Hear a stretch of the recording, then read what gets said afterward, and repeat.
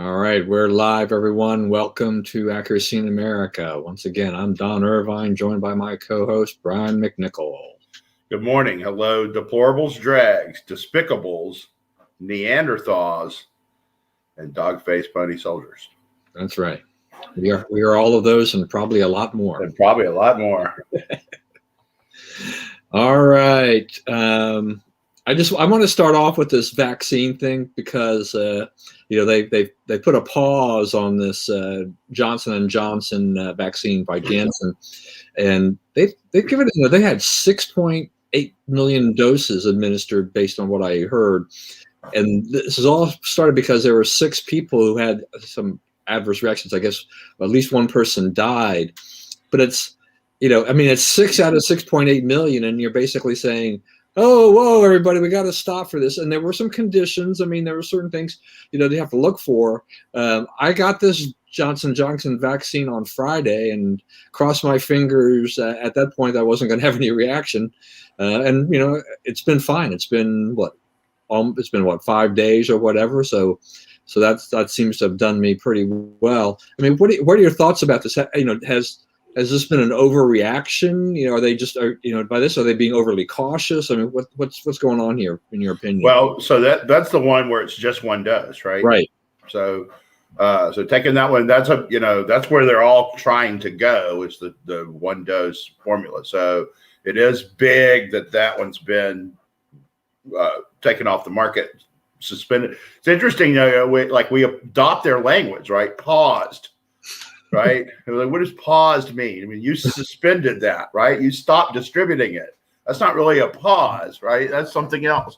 So, they've gotten us to do that, to talk like they talk on this. I think it's the, ever popular abundance of caution. I certainly don't blame Johnson & Johnson. I think they're going to try to isolate what this was and fix it real quick, if it can be fixed real quick. And if I'm them, even though you're supposedly shielded from liability from this, I think it's a responsible thing to do. Yeah, I mean, I think you have to do something on this, and I mean, it affects the plans in Maryland, for example, because they had just opened up this mass vaccination site at Germantown, Montgomery College Germantown campus, and it's appointment only. And that's the shot that they were administering there.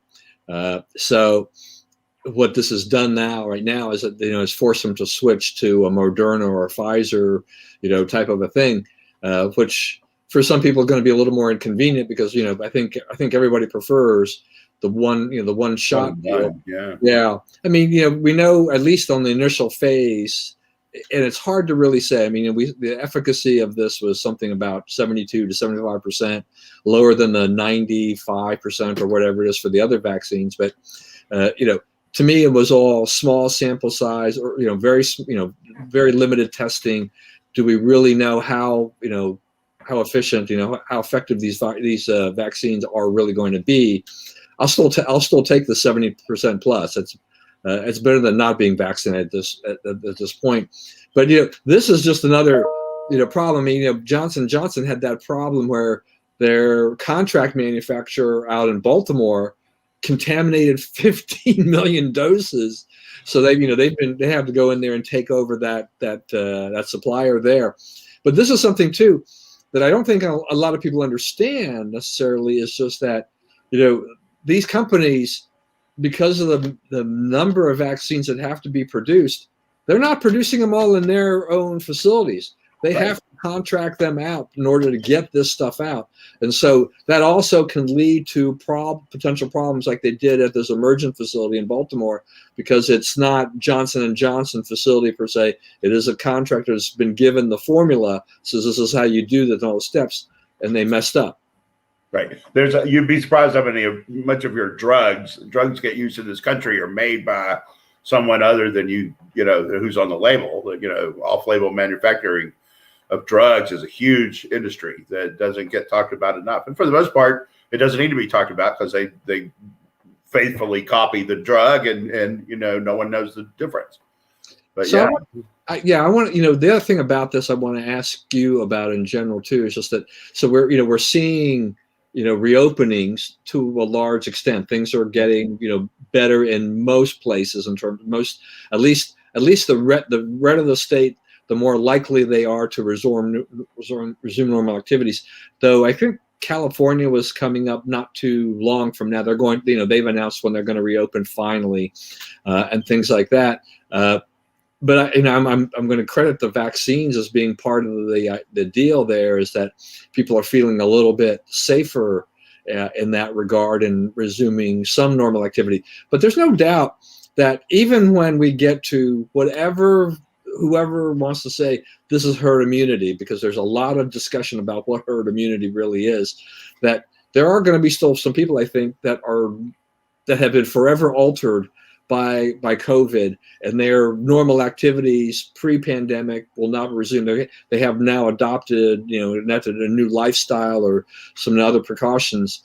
There will be a lot of people who go out there and they're going to do things anyway. But I mean, what do you see down the line? I mean, what's going on? Well, a couple of things like Senator Paul points out. If you want to get rid of vaccine hesitancy, put some carrots out there, right? If you're double vaccinated, you don't have to wear a mask anymore, right? I mean, why not? You can't get it or give it according to what they're saying is the science. You get your 2 vaccines and wait your 2 weeks, right? Then according to what they're saying, the science shows you should be in position to not need a mask anymore. So you're saying, what they're saying now is, take the vaccine, walk the plank, take the chance. Maybe you're one of those 1 in a million, or maybe you're not, but but keep living sheltered, and shut in and so forth and so on. I don't see where people don't see the value statement in that for them. So the other thing is, it's not going to. There are people who like putting more caution, for lack of a better word, in their life, right? There are people who like the idea that, now we all wear masks and now we stay home and now, they like these impositions, right? They like, having rules that govern them and that dictate what they do and so forth, because otherwise you have to think it up yourself and, what to do every day or not do every day and so forth. So so you have a lot of support for, continue to tell us what to do, continue to micromanage our lives. There are a lot of people who that's what they want. So that makes it kind of hard too, because, what do you do about that? Right. And the other thing is, like we've talked about before, you're now asking people like your wonderful health director up there in Montgomery County to relinquish power, to relinquish control, to tell people, okay, the threat's, subsiding and you can go back to doing things we were stopping you from doing, So, I mean, I think Montgomery County had a 3-game football season, so it's we did something, but 3 games, come on, guys. If it's dangerous, then the answer is none, right? And if it's not dangerous, then you got to get closer to what normal is. I mean, I can understand, here, I think we got it down to 8 instead of 10 regular season high school football games, because, they're packing everything into, it's basically 3 seasons played over the period of 2. So, I mean, everybody's making accommodations here, but, people are going to have to relinquish power. And they're not comfortable with doing that. That's not how they got to be where they are. So it'll be interesting to see, what does that look like when they finally do it? Yeah, I mean, that's a good point. I mean, it's hard to imagine that Travis Gales would be willing to relinquish that. I mean, we saw what happened up in New York. I mean, it took the legislature up there, which had given Cuomo powers, stripping him of powers after the whole nursing home disaster, the fiasco up there. And this is the thing. I mean, this is just where, people were willing to give these politicians, and Gales is not a politician. I mean, he's not an elected official, right? Power to do these things. But at some point in time, you got to ratchet this back. It's they're dealing with our lives and our livelihood and everything like this, and they've got this control. And we're seeing very little in Montgomery County as terms of exactly when are we going to get out of this? I mean, the phase, just trying to get back to where restaurants can get to, to maybe start running profitably that still seems to be a far way off, because Mark Elrich, still is like, oh, I think, the governor needs to take another look at this and maybe ratchet this back. And I'm like, no, we can't go backwards anymore. I mean, we are making great strides. You can't go backwards. We're coming up onto the summer. We've been in this thing for over a year. Businesses have been destroyed. I mean, how about you're destroying the economy of your county and your state? But I think guys, and like you look at who's open, look what's happening where they're opening up, right? Like Texas and Florida, they're saying, they're approaching herd immunity. They're approaching no need to worry about any of this stuff anymore. So because so many either have it or they've been vaccinated or whatever, and it's we're getting to the warm part of the year when viruses don't do well. I mean, you have a real chance to beat it. And I said this last year. Once it gets warm, viruses die in the United States the 18th week of the year. And that's, that is not in dispute. You go look up the history of any virus in this country. That's when they go away. They don't go away, but I mean, they go down to the bare minimum, right? We're approaching that week. That week is like the second week of May. So it is time to, get everyone out of the house, get out there interacting, get the world back operating. That is now the strategy to me to beat the disease, because, if you look at you hear these people say, oh, the cases are going up, the cases are creeping back up. And where are they creeping back up? New York, Connecticut, New Jersey, Maryland, because they won't open up. They're still trying to solve this problem with the same toolbox that they've been using all year. And that, I don't think you can deem it to be effective at this point. Yeah, I haven't seen like these big headline numbers coming out of Florida after the spring break. It's time. Right, time would be right now, if not a little bit sooner, to say, oh, all those irresponsible people who were out in spring break. You saw all those pictures. That was a super spreader event, and Florida's going to have to shut down again. But I haven't seen anything. Right. Same with Texas. Right. Texas, big spring break country too, right? South Padre Island, all that stuff. It's just not happening. It just, it didn't happen there. Texas, it's been a steady downward turn in cases since they opened up. Yeah. Somehow I don't think that the media is too keen about the fact that they couldn't get the story out about that. I saw the Today Show did a segment on, I think they were just genuinely puzzled. It was really funny why in the states like Florida and Texas, cases hadn't surged when they were wide open, while, as the states you're mentioning, they were ticking up, and they've been locked down for the most part. They did try to throw some cold water, saying, trying to go into some other theories and stuff like that, but none of those things are going to pan out for them. And so the media looks like a bunch of fools too, is that they've been promoting all these lies or these distortions, right? And there's nothing there for them, and it's being exposed. I mean, the numbers are pretty clear that like the thing to do now is reopen and try to achieve herd immunity. We're not that far from it, and it would not take a lot of push to get there. Yeah, but the other thing that we need to look at though in all of this, and you alluded to it earlier, is what is the nature and the extent of these emergency powers? Who holds them?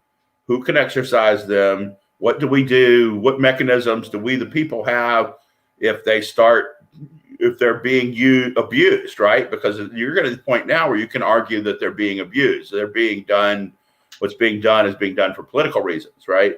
And so to me, it's like, whence does this power come? How did they get it? And it's like we were fine with it when things started because no one knew what was going on. But now we're in a situation where, this is dangerous. You can't let people just keep, if you give these politicians this power for this long, I mean, you can't object when they start to look at it as permanently theirs, So like we're talking about Montgomery County, at what point do we say to Chairman Ehrlich that, it's time to reopen? Yeah. Well, I mean, this is very common, I think, in our political system too, is just that, how many times have we had, whether or not it's states or the Congress or whatever, they pass a temporary law or a tax that that just stays in effect forever. I mean, I think there wasn't there like it was like in the early 1900s they had like like some kind of a telephone excise tax. It was very little, but it was supposed to be temporary, and the thing lived on for like what 100 years or some crazy thing like that. As an excise tax, I mean. So that's what you have to watch out for, is that these types of things. I mean, I think if Cuomo had stumbled so badly in New York with the nursing home thing, I don't think that the legislature probably would have just not really even thought about the emergency powers they gave him, and he would have been able to maintain them. Right. But he could not defend himself adequately on that.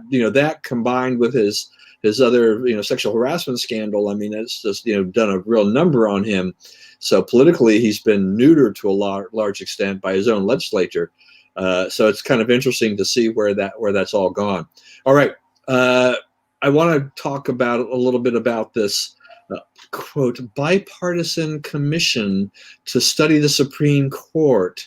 Now this was as I read this is an executive order to create this commission. Right. Like 36 people on this commission. Right. To study this thing. They're going to have 6 months to look at the Supreme Court from the time of their first meeting.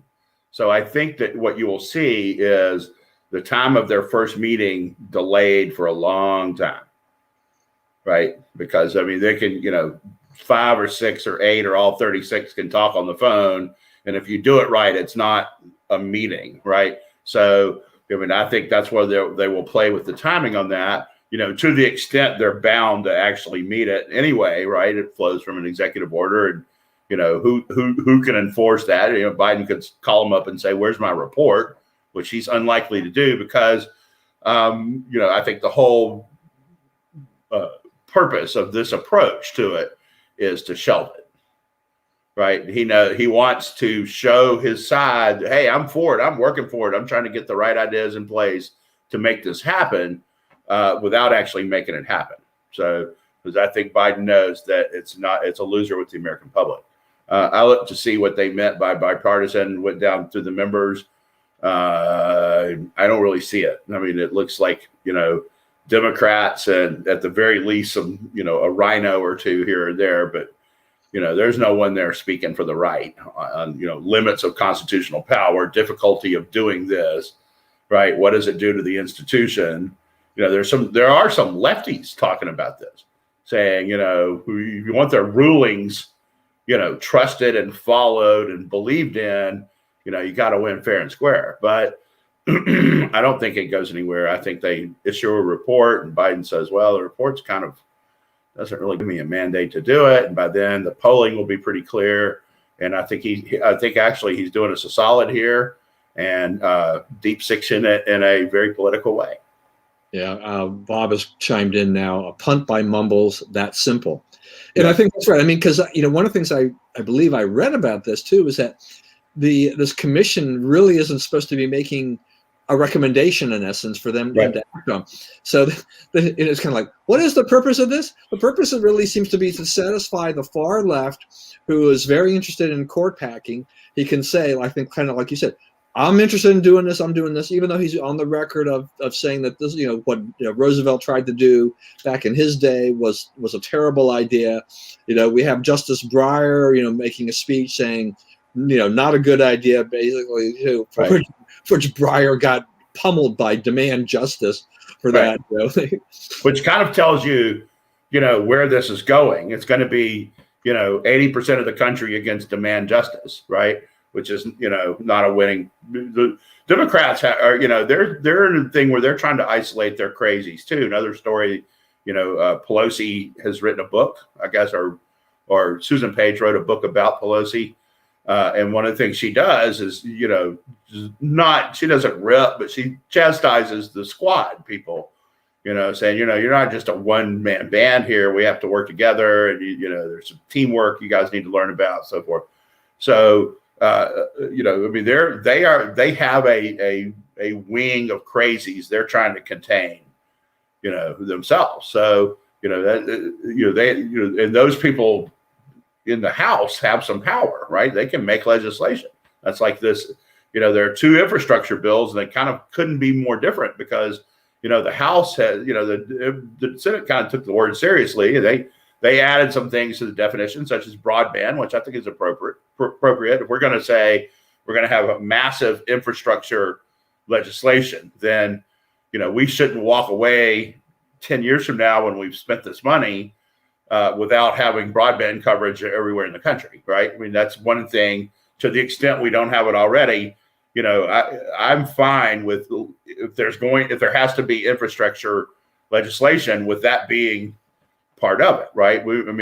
People say, roads and bridges and tunnels and things like that. If you add broadband, I'm okay with that. I think a lot of conservatives are and see where that has become infrastructure, right, in the modern world, right? But childcare is not infrastructure. Kristen Gillibrand said it was. Huh? I thought Kristen Gillibrand said there was 3 or 4 things she had on that list, none of which are remotely close to infrastructure, right? And so this is infrastructure. No, it's not. It's not infrastructure, right? There's also, a big push for electric cars in there and so forth. I don't think that the accusation is that this is a stalking horse for the Green New Deal. The House infrastructure legislation, they're going to put the Green New Deal stuff in that. I don't think that it is in service of the Green New Deal goals to mandate all these electric cars, because what must be done to produce the electricity to power those cars is worse for the environment than leaving it alone, right? Because you're going to need probably 40 or 50% more electric power, maybe more than that, than we have now. So how do you get that? You're not making it up with, renewables. We subsidize them to the teeth, and they're, 2-4% of the mix, 6%. You take away the mandates, it's 2%, right? And they're not there for this, right? You can't do this with renewables. You can't do this with solar power. So you're going to need massive new investments in natural gas or coal or whatever it is you're going to do to generate electricity, nuclear, which they also don't want to do. So, the goals of their thing are at loggerheads. You can't clean the environment and order everybody to drive electric cars. Yeah, well, that's the one thing about with renewables is just one of their problems is that they are only really are getting adopted to the extent they have been because of huge tax incentives. All the things, all the money that the government has thrown out there.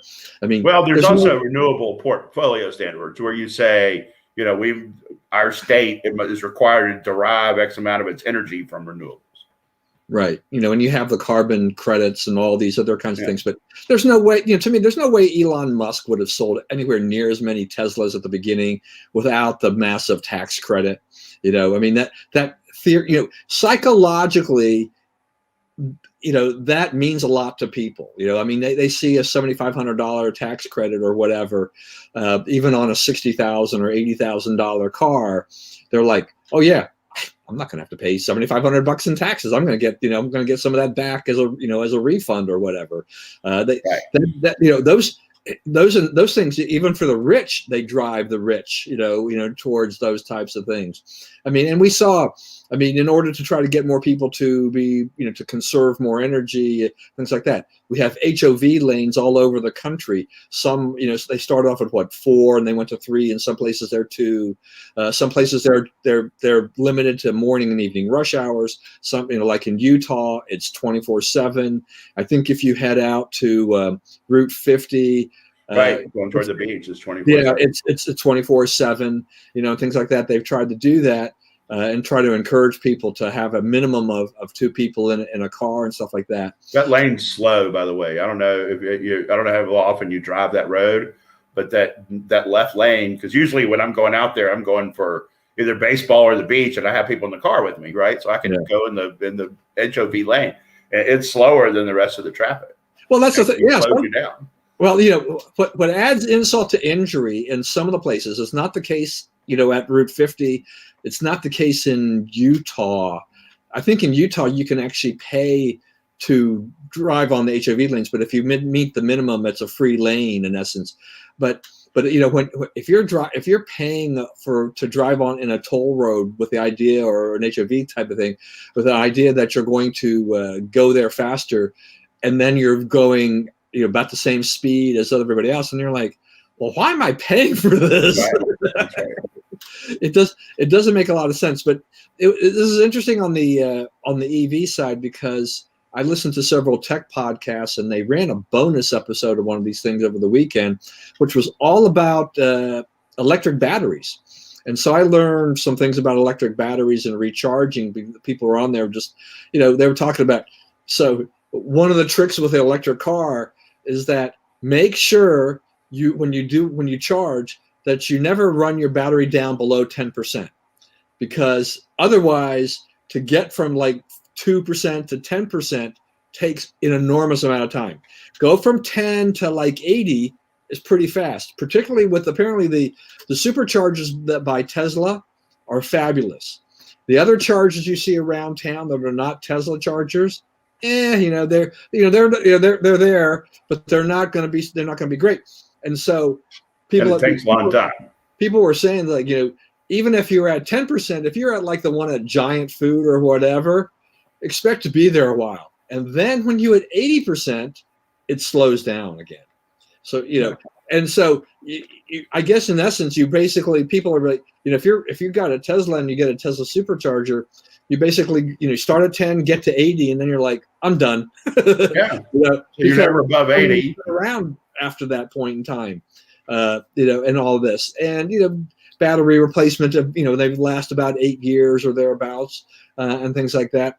But, there are issues that people don't think about. They get the gee whiz technology, but the more I listen to people, you have to remember, these are computerized machines, and just like the computer you have, or our phones and things like that, so Apple is only going to support my phone for a certain number of years, in terms of they're only going to issue software updates and whatever. And then after 3 or 4 years, they're not going to deliver the iOS updates. Android will not deliver updates to an Android phone past a certain point in time, because they want, it's expensive to do. They want you to upgrade. It's more secure if you get a newer phone. Same thing with these electric vehicles, is that, Tesla is only going to push firmware updates to the cars for so long. After that point in time, after a few years, your car no longer will receive those updates. So then you're kind of like, okay, I love my car, but it's not being updated. What's the risk factor here? Is maybe you're basically driving a computer that has a limited shelf life with the software on there. So, you could be at risk, just like Windows is for hacks. I see, why not hack a Tesla, right? And that could be dangerous. That's right. So anyway, it's interesting. The infrastructure thing, Biden's having a hard time selling this, because, right? The Democrats and Republicans are just like, I'm not so sure about this, particularly with Joe Manchin, that type of thing. He's not alone. He's not the only Democrat with questions about this. And a lot of it is, it's not, should we spend all this money, but what should, don't spend it there, spend it here type of thing. But that, if you don't meet those needs, you can't get it over the finish line. Right now, I think they have Manchin and Sinema are saying against it, right? That they're against the concept kind of basically as is. So, right now they don't have the votes, even with the tiebreaker.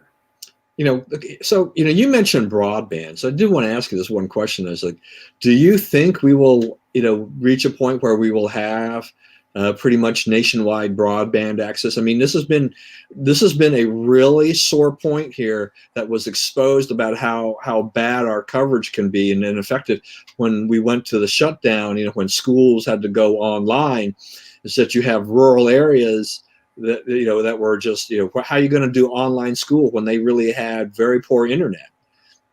Right. That's one thing, South Dakota didn't shut down, but one of the things that it's done during the pandemic is try to build out the entire state broadband and put a lot of money toward it and so forth. It's going on elsewhere too. Yeah. The thing too is just that I mean, America is a wonderful country. We all know how much we love our country, and you can live pretty much anywhere. You can choose whether or not you want to live in a suburb, or you want to live in the city, or you want to live in the boonies. You want to live on the mountaintop. But does the person on the mountaintop that is 1,000 miles away from from where from where you can actually have fiber or the wire for Comcast or whatever the cable service is, or the internet, I mean, do they have the same rights as the person living closer to being able to get that, or they just have to live with something that's kind of in between and poor service because they chose to live high on the mountaintop?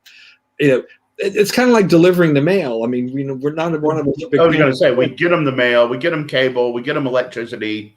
These are things that we've built out over the years. It didn't exist, haven't always been here and so forth. I mean, the electrification, in Louisiana, where I'm from, happened. It was achieved during my lifetime. I was a kid, but the final, nuts and bolts of electrifying Louisiana occurred during my life. So, these things are not built in a day. And yeah, I do think we'll get there. And I think there's a lot of, I think people realize there's a strategic need now for running fiber everywhere and getting at least available to every home. Because you get it close enough, you can, the final mile, so to speak, can be done wirelessly, right? It's right. And I don't really have to climb every single mountain, but you do have to get into most every neighborhood.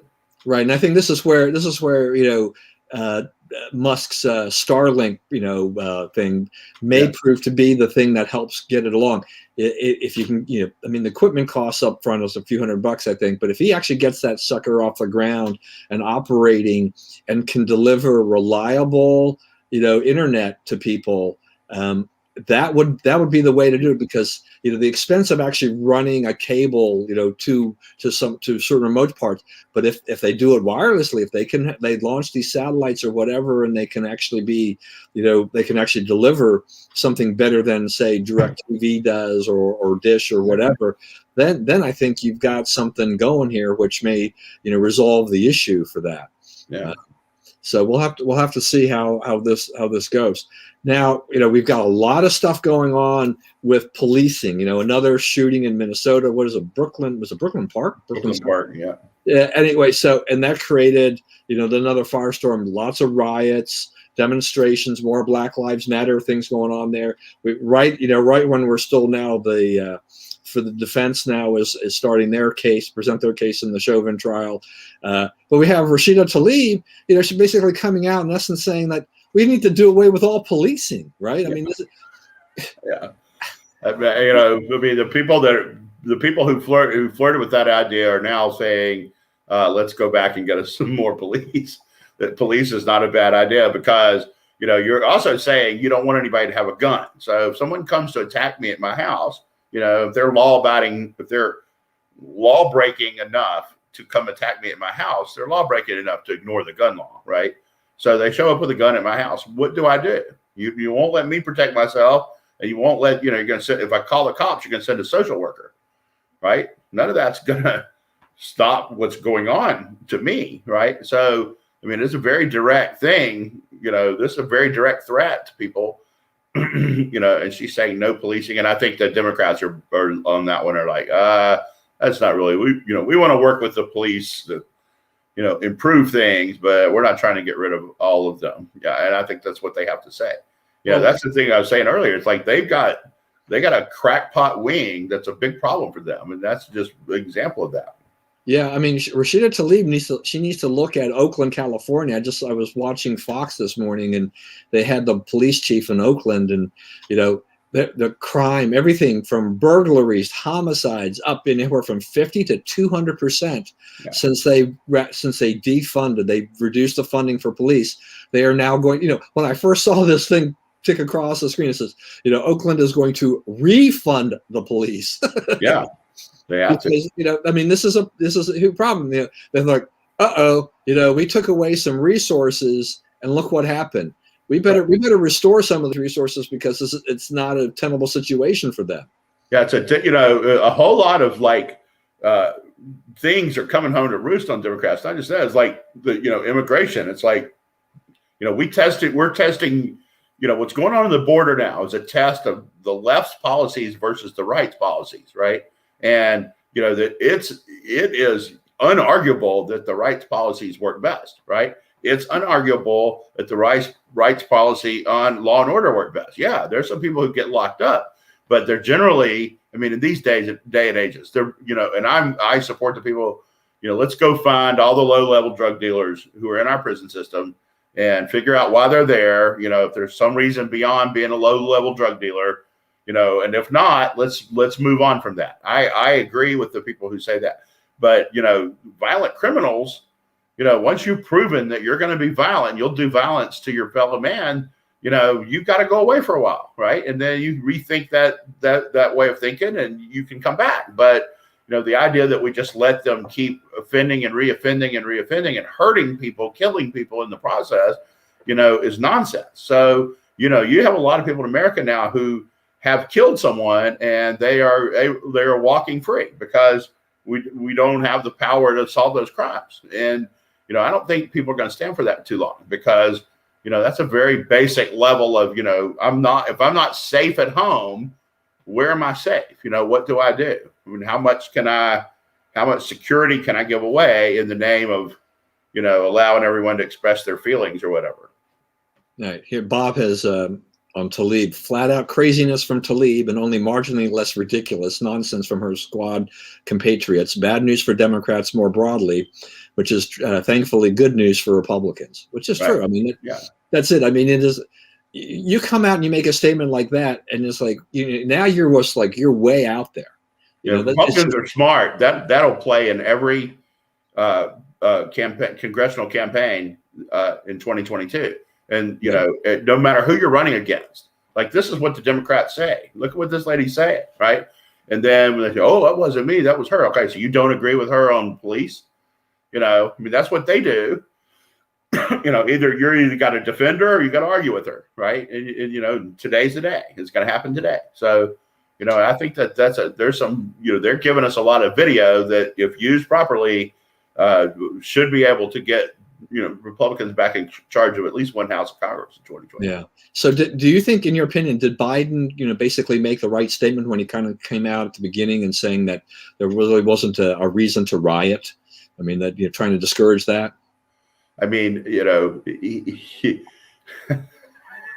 He says the border's better now than it was before. No, it's not, Joe. It was pent up demand. It's like, no, that was taken care of. Demand was taken care of.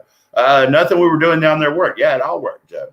Right. So, he's not above lying. And I think, they don't think he doesn't stop the rioting. Right. He also asked, what was the other one he asked the other day?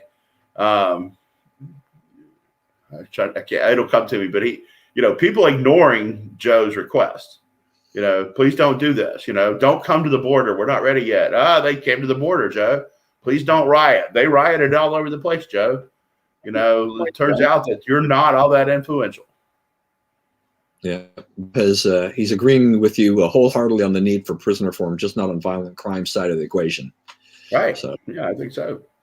Yeah. So yeah, this you mentioned the border. So let's talk about that because we're now at day 21, where we really haven't seen anything from Vice President Harris. It was kind of a big to-do 3 weeks ago when Biden, put her in charge of this, ostensibly in charge of this.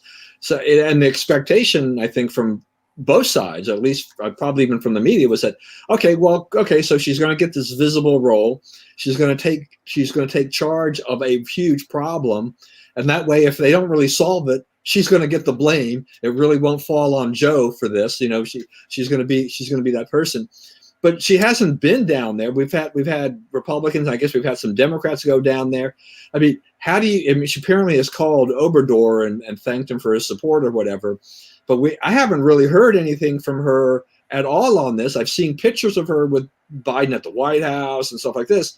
But it's like, what is she really doing here? What's going on? In my opinion, she is blowing a huge opportunity, right? That was a high profile thing. And, adoring media and everything, they want to believe whatever these people tell them. right? So if she goes down there and does anything that results in anything, good, bad, or indifferent, they could, slap a victory sign on it and say, look at all she's accomplished, and position her for 2024, or, strengthen her present hand or whatever. Maybe they're not, so it's starting to make me think, that the people in the back rooms of the Democratic Party not really interested in her for 2024, right? Or they're looking past it. And I think when you look at what's going on here, you can kind of see why. It's like, there's no leadership at all. And she's like, I'm just making a couple of phone calls here. This is, no, don't be looking to me to solve this, right? And I thought I was, Obama gave Joe stuff to do like this. And Joe, like the Ukraine, he would mess it up. He would make a hash of it, right? But the idea that he was over there, like, rustling papers and so forth, making noise and meeting with people, it's like, hey, he's taking this problem on, No one really understands the details of these things. You just got to do something that looks like it's an attempt to help. And her thing is dismissive. Axios had a story this week, said that she's mad at Biden for giving her this, unimportant side role to keep busy or whatever. And she thinks it's beneath her to have to, dirty her hands on this stuff. And, it's like, it's a huge opportunity. You could have been the immigration president, you go down there and broker some, redo the Trump deals, right? Trump had the deals with Guatemala, El Salvador, and Honduras, and just go say, hey, we said we were canceling, let's do a deal. Let's change a couple of words so it looks like it's you and me instead of reinstating what Trump did. And, they would have gone for it because they were getting money out of it, right? And she could have had a big, like, PR win out of this. And she has punted on it and continues to punt on it. And I think now Democrats have got to be looking at her and saying, it's not necessarily national leader profile work we're getting here. Yeah, no, I mean, I think that's right. I mean, she had this opportunity. Optics play a lot in the perception for people. Yeah, you're getting every benefit of the doubt. No matter what you do, the media is going to paint it as, terrific, inspired statesmanship and all this stuff. At least it's not the clods of the Trump administration anymore. Yeah, I mean, right. She can go down there. She can walk around. Like, she gets a lot of camera time. She could speak to reporters if she wanted to, but she doesn't have to. But she could throw out a few statements about, just like you said, how bad the Trump administration was on this. Send a message or whatever. It doesn't have to be truthful. You don't have to really come up with anything substantive necessarily. Right. It is just the look. But the look right now, but to me, the optics are terrible because she hasn't shown up down there. A whole bunch of other politicians have been down there.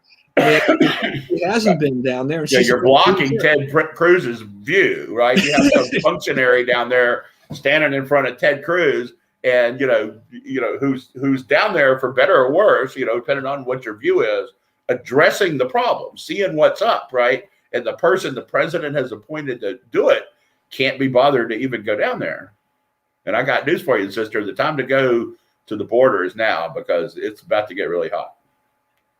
All right, this wasn't on the list, but I'm going to throw this out because I saw this morning and hadn't really realized it until then. But right now, there are 430 members of Congress. There's 5 seats that are they have to run races for special elections and whatnot. But as it currently stands, the Democrats have got 218, and Republicans have like 212. It's pretty close, right? I mean, right. If Nancy Pelosi wants to take some votes, she's got to be careful. I mean, she has no margin for error. Yeah, she's putting a lot of already endangered people in some tough spots. I don't think you'll see. I think if the House ends up with just 218 Democrats, the Republicans run the board of those 5 that are not elected, then you won't see a whole lot of activity out of her, because she can't lose a vote when you have the majority, and you have some people who just can't vote for most of what they're proposing. Yeah, I mean, the Democrats are likely to retain some of these seats, when all is said and done, but it's still going to take a little while. But the thing is just that, if you're Nancy Pelosi and you're looking at this, it's like, gosh, I've got this super slim majority.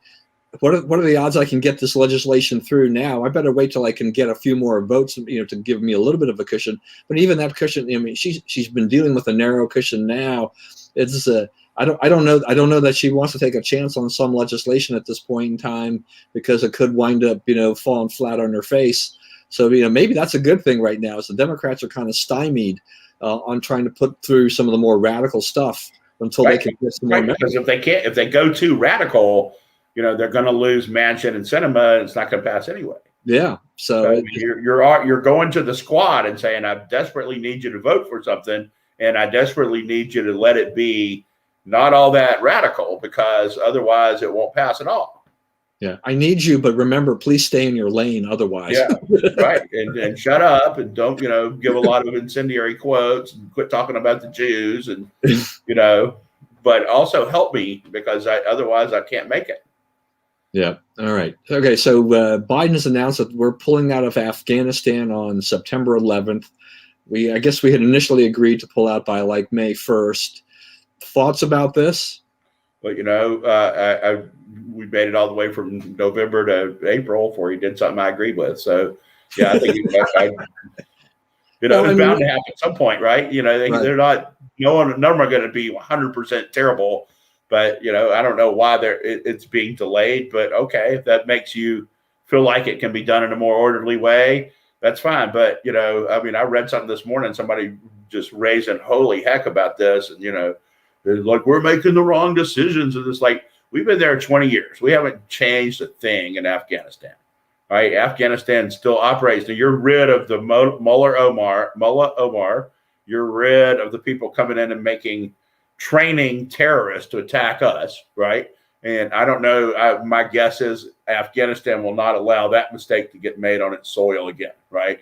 That they're not going to let people set up big training bases to attack the United States again, because that caused them a pretty good bit of destruction, death, problems, right? That they're just now getting to the bottom of, right? So, I think enough Americans, no American has died there in about 15, 16 months now, I believe. So, we don't need to be there, and it's not going to change as a result of us being there. And, the argument that if we're there, it's sort of a listening post and we can keep up with what's going on. We're going to be listening anyway, right? We're surveilling the whole world, and we're going to continue to surveil everything we were surveilling by being in Afghanistan. So, I'm willing to be convinced that there's some valuable strategic reason that we need to be there, but I do not at this time know what it is. Yeah, it's kind of interesting though. We were supposed, the agreement was, I guess, we're supposed to be out there by May 1st. It's it's interesting. Like, I'll bash Trump, for saying let's leave May 1st, right? That's totally irresponsible leadership. He has no idea, commitment, this, that, the other. Now that Biden's saying to leave, a lot of those same people are going to find out, that it's wise. It's pretty bright. And he picks 11 of all days to do it, right? Right. Whatever. That was definitely a planned move on that. They like, we got to do this on 9/11. Yeah, it'll be 20 years too. Right. It'll be 20 years to the day. Right. All right. Biden is now going to finally, something we have been looking for months, really, is he's going to address a joint session of Congress. I guess it's the end of this month. Is that the right date? That's what I have, yeah. Yeah. So we've been waiting for that. I don't know what Joe was planning on saying there. That'll be, are we up to, is April 30th his 100-day mark or something? I believe that sounds about right. Yeah. So just before his 100-day mark is up. What does Joe say at this point to Congress? What is his selling points, or what's he done that he can? Well, he has 3 big infrastructure bills in the hopper, in addition to what has already passed. So I think that his speech will be making a case for why more is needed and why it needs to be this stuff, and why green investment is more important than actual infrastructure investment, and why childcare counts as infrastructure investment, and a bunch of stuff like that. And the reveals will be new border policy, which will probably look a lot like prior border policy before they took office. And he'll make the case for his tax increases. He wants to increase taxes. I mean, he's literally it's like they're going through the book of mistakes and trying to make sure they don't miss one. You know, the thing that keyed the Trump economic explosion, and really before the pandemic started, there'd never been a moment in American economic history like what was going on there, right? We had 1.5 million more jobs than we had job seekers. We had the lowest unemployment ever for Asians, Hispanics, lowest in 50 years for women, lowest ever for blacks, lowest ever for black youth, lowest ever for minority youth, right? Which are huge. Those are huge, hard to crack, publics, right? And we managed to get jobs for all of them. We created almost 1 million just manufacturing sector jobs, and that's old economy. It's Obama said he'd have Trump had to have a magic wand to do that, and he did it with ease. Stock market was setting records every day, and so forth. So I mean, people don't realize like where we were, and the keys to that were reduced depreciation from 5 years to 1. So everybody wanted to go whatever they were going to buy for their business in the next 5 years. Everyone rushed out to buy, which set off a huge buying spree, selling spree, economic spree, right? And then the other one was lowered corporate taxes, which made American companies want to do business from America because they weren't losing money on the differences in the corporate tax rates. So now you have a situation where he wants to go back to 5 years of depreciation and raise corporate taxes. And the Democrats that sound, stick it to that corporate, not paying enough. They got all these corporations that don't pay any taxes at all. It's like, okay, why don't they pay any taxes, right? It's not because they don't charge them taxes, right? It's not because no taxes are due. It's because they take tax credits that are almost always extended by Democrats for Democrat policy goals, and they do the thing you have to do to get that tax credit, right? And then they do it so much that they don't have any tax left to owe, like the greening of buildings, right? These corporations get a huge tax break for greening buildings. Now, that's a tax break that only goes to the richest corporations in the country because, smaller ones can't afford that, right? They can't spend the money on greening on the hopes of getting a tax break, and it's not really worth it to them. But big corporations can. So you're basically just cutting the tax bills of huge corporations with your greening programs. Now, so if you go to a Democrat and say, do you support programs that incentivize people to green buildings, then they will almost all say yes. So, it'll be interesting to see. All right. So Bob actually disagrees with you on Afghanistan. So he says, I think maintaining a rotating primarily special forces presence of 3,000 to 5,000 for counterterrorism purposes makes more sense. So I would say that we probably will do that. That we'll probably have 3,000 to 5,000 people that you don't really know who they are hanging around. I see what he's saying and I understand why, and I believe that they probably, as part of their status of forces agreement, are saying, and such intelligence personnel as shall be necessary, or some little clause like that, right? And they do keep. Yeah, but you won't see a dedicated camp in a green zone, and right. And I think that the obvious presence. We got 3,000 special forces people hanging out in lots of places, right? Yeah. All right, 2 minutes. 2 minutes. Oh, we're already there. Wow. We are right there. Yeah. Let's see what I have not done that's on here. So. The transgender athletes. So it looks like the NCAA is now threatening, have not done it yet. They've not said they were going to do this yet, to remove championships, not play any championships of conferences or NCAA itself in states that have laws that prohibit biological boys from competing against girls in sports. It's up to 30 states that they would have to ban now.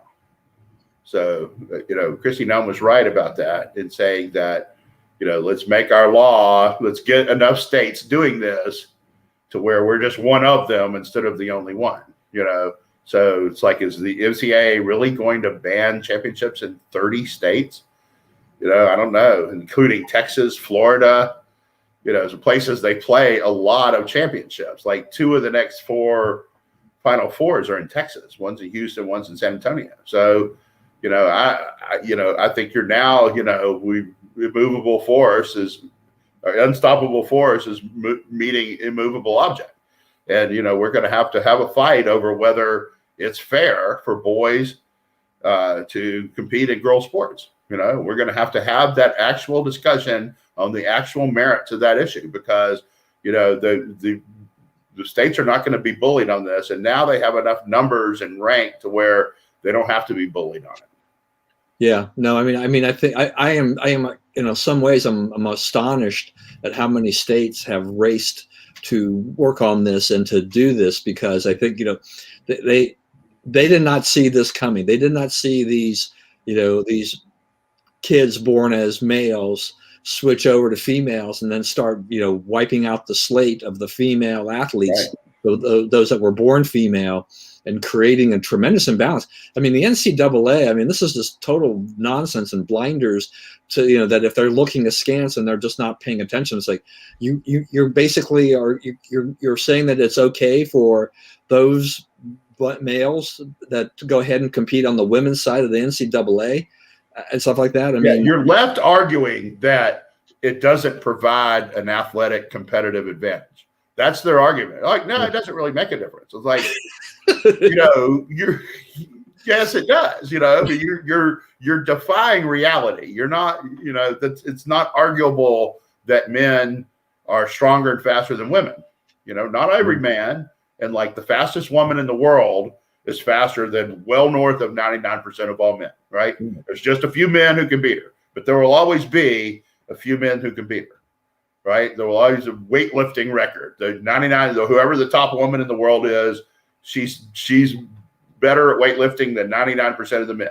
But there's some men who can beat her, and she'll never catch up. She'll never have the ability to catch up. It's just the way it is. Okay, so we've made a league, and and I'm a girls basketball coach. I'm a very pro Title IX, give the girls equal treatment stuff. But outraged about the way, and the other thing is like the NCAA. How dare you come out and slag on somebody else about sexual equality when you treated the NCAA tournament the way you did, right? You treated the women as on the cost side of the ledger, an expense to be endured, and you treated the men as the golden calf to be celebrated. There's not any argument. It said women's basketball on the floor of your tournament, right? That's like, give us the most generic thing you got. Use black and white because it's cheaper than color, right? No color in the logo, right? So, don't you dare lecture us on what's fair between the sexes, because you obviously have no clue. Yeah, no, absolutely. That's just the hypocrisy. Just the stuff on the NCAA. This just bad stuff all the way around. All right. Well, thank you for joining me again today, Brian. Thank you, everyone, for joining us today. Thank Bob. Bob's got a final comment here, which I'll read. Yeah, and I do agree that evidence demonstrates massive past deployments in both Afghanistan and Iraq were extraordinarily costly errors. So I think you guys are basically on the same page. But thanks once again for everybody joining us. Please, as always, stay safe, stay well. Remember, we live in the greatest country in the world. Do not let anyone tell you otherwise. God bless America, and we will see you again next week.